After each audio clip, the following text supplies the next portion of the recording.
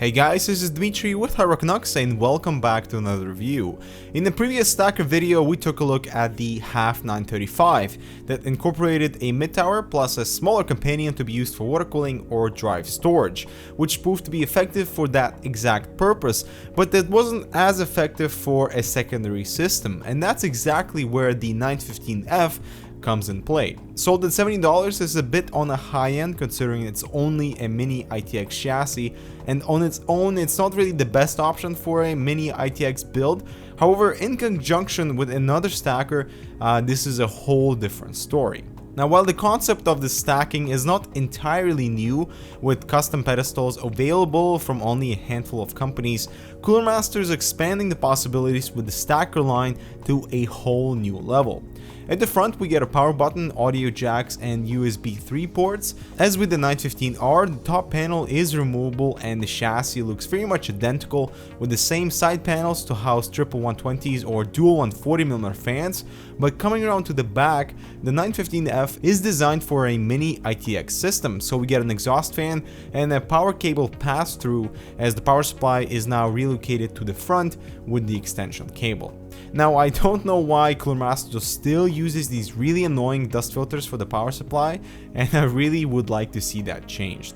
There's no dedicated drive cage in here, unlike on the 915R, so drive mounts are really kind of scattered around, with both 3.5-inch and SSD support in the optical bay area using rubber grommets. Furthermore, on the floor of the case, and finally on this drive bracket for a total of 3 spots for storage.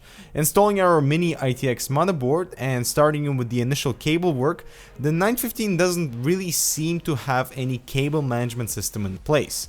All the cables are basically facing inside and there's really nowhere to tuck them in or hide them. Now, good news with the long GPU support, as there's nothing abstracting on the way, and our 11.5-inch card fits in perfectly.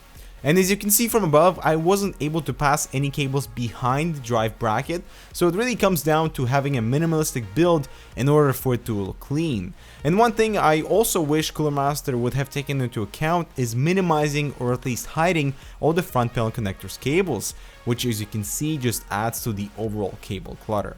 And while you can install fans on the side panel, length of your GPU will determine compatibility, so airflow is really not up to the HAF standard. Now, where the 915F really gets interesting is when you get to stacking. Mounting the 925 on there, you're able to run 2 completely separate systems in this fairly compact package. And this is something very unique and functional. Furthermore, mounting the 915R on top of your main system for that skyscraper look, for a little punch of water cooling or drive storage. And the best part of all of this are the multiple stacking options for optimal and user preferred configurations. You can have your own little render farm located inside this one massive stacker, and it manages to work well between chambers or as individual compartments. I do however see value in the stacker only if you are stacking, otherwise the 915F or the R falls short in space efficiency and layout for a mini ITX build.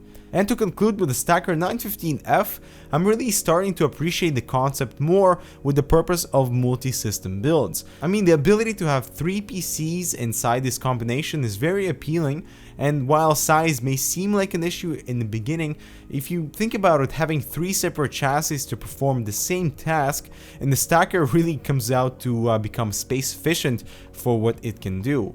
I also like the chamber integration to work as a single 3-piece unit with appropriate cutouts to pass cables and tubing through between the entire case. However, the stacker is far from perfect. This concept will certainly improve over time, hopefully, but when it comes to internal space efficiency and layout for both the 915R and F, it could definitely be better.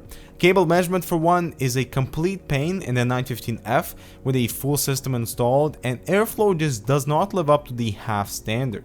Power supply dust filter is extremely inconvenient for cleaning. They really should change that to something more common, and at this time there was no window panels available for smaller compartments, which I think would look excellent for a gaming rig. Now let us know how you would configure the entire 3 pieces. It would be interesting to know how many different functional configurations the stacker can handle.